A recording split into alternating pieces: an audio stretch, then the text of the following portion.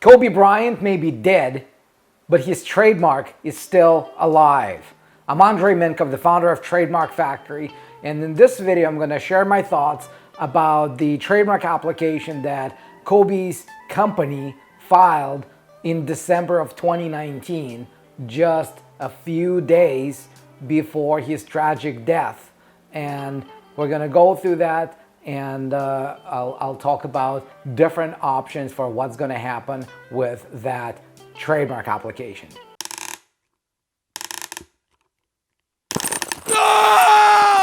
All right, I'm going to start by reading from the article, then I'm going to show you the application, and then I'm going to share my thoughts. Let's do this. So Kobe Bryant filed Mambacita trademark for his daughter Gianna in December.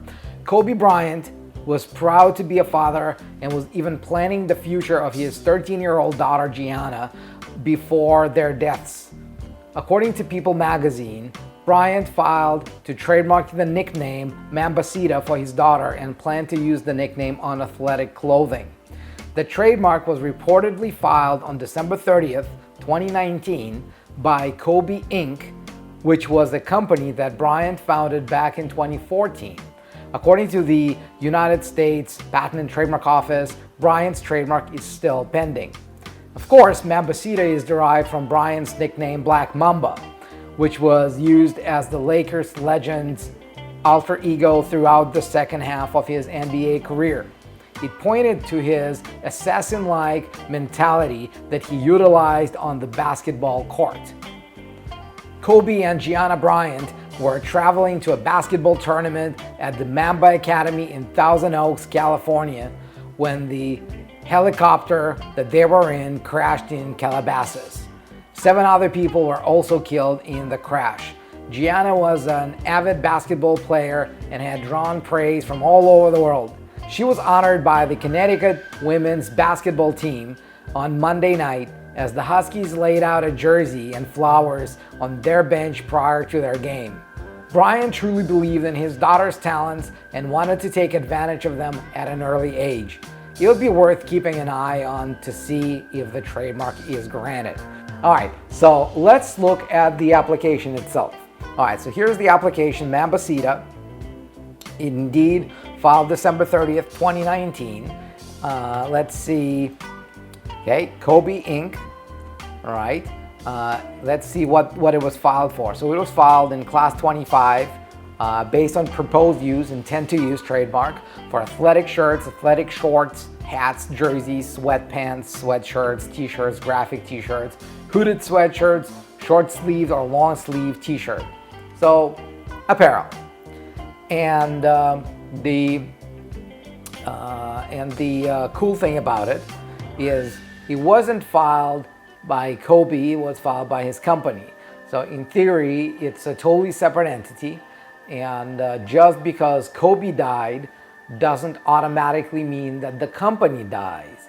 So I don't know whether it was fully owned by Kobe or maybe not. Maybe it was they had other shareholders.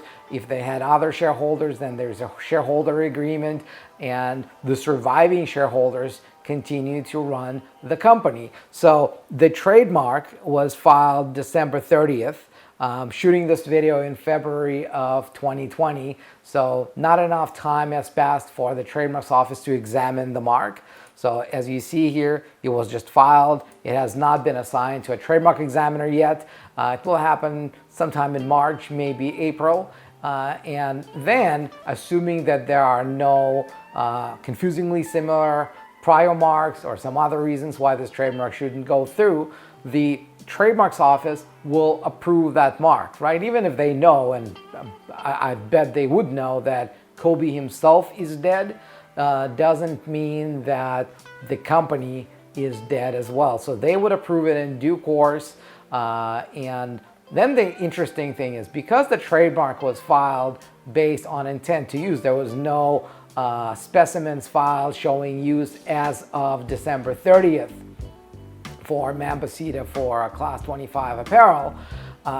Assuming it's approved, assuming it survives the opposition period, then the trademark will be allowed. But it won't go to registration until Kobe Inc., the company, provides evidence of their current use of the mark on Class 25 goods, on clothing, on shirts, on hoodies, on sweatshirts, all of that stuff that they listed in the application.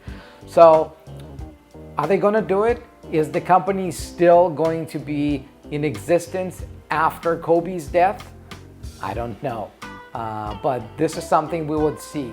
But in order for them to get this trademark from application to registration, other than it going through the trademarks office system, they would need to show that they're already making t-shirts, making sweatshirts with Mambacita name on them, and it could be something that they do. So it could be one of those cases when the person who came up with the idea, the person to whom the idea was dedicated, for whom it was being done, they're both dead, but the legacy lives on, the brand lives on, and the brand could actually make a lot of money for the company, whoever ends up owning it, whoever ends up inheriting the ownership of that company.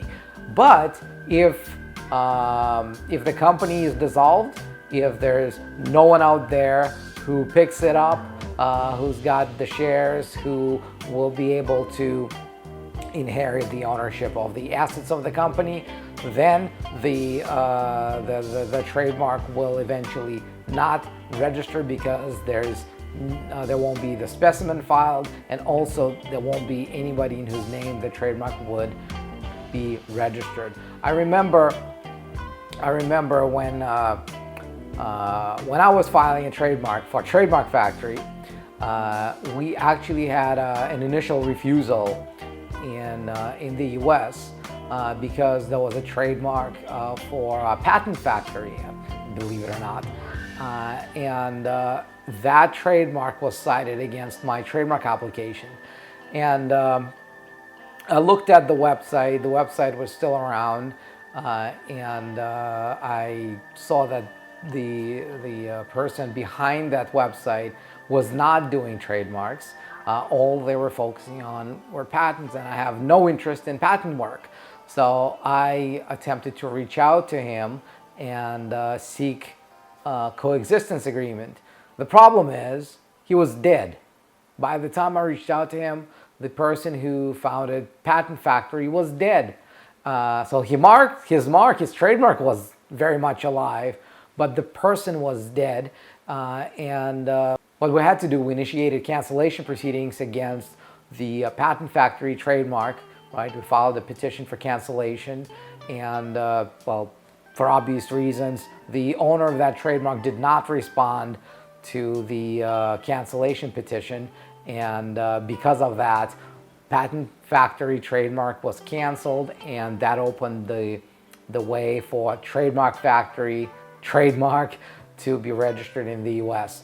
So just because you're dead doesn't mean your trademark is dead, or the other way around. Sometimes business owners, brand owners, let their brands die even though personally the owners are doing just fine. So I hope you learned something useful in this video. If you did, make sure you like this video, subscribe if you haven't yet to get notified whenever the next video goes live.